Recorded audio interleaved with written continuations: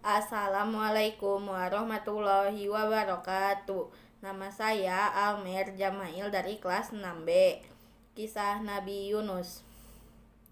Ada sebuah negeri yang sangat kaya di selatan Irak bernama Ninawa. Hidup mereka sesat karena menyembah berhala.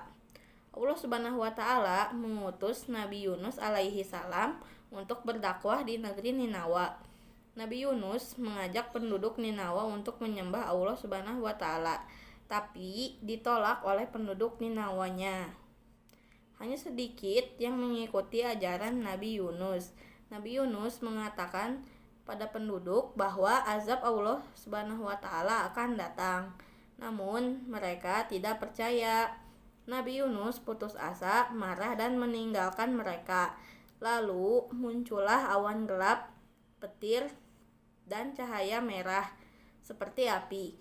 Berhala mereka hancur dan akhirnya mereka menyembah Allah Subhanahu wa Ta'ala.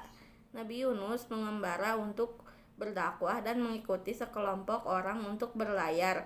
Selama berlayar, ada topan dan gelombang besar, dan kata nahkoda kapal harus ada salah satu orang yang dibuang ke laut. Setelah diundi, nama Nabi Yunus yang terpilih. Nabi Yunus terjun ke laut dan ikan paus menelannya. Ikan paus yang diutus Allah Subhanahu wa Ta'ala agar tidak memakan Nabi Yunus. Nabi Yunus berdoa dan memohon ampunan pada Allah Subhanahu wa Ta'ala, dan Allah Subhanahu wa Ta'ala pun mengampuninya.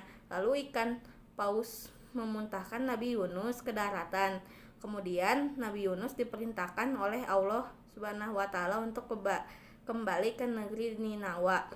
Keteladanan, jika melakukan dosa harus mengingat Allah dan bertobat, selalu berdoa dimanapun, selalu bersyukur.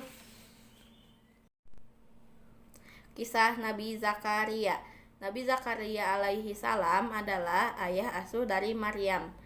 Setelah Maryam beranjak dewasa, Maryam ditempatkan di salah satu kamar di Baitul Maqdis.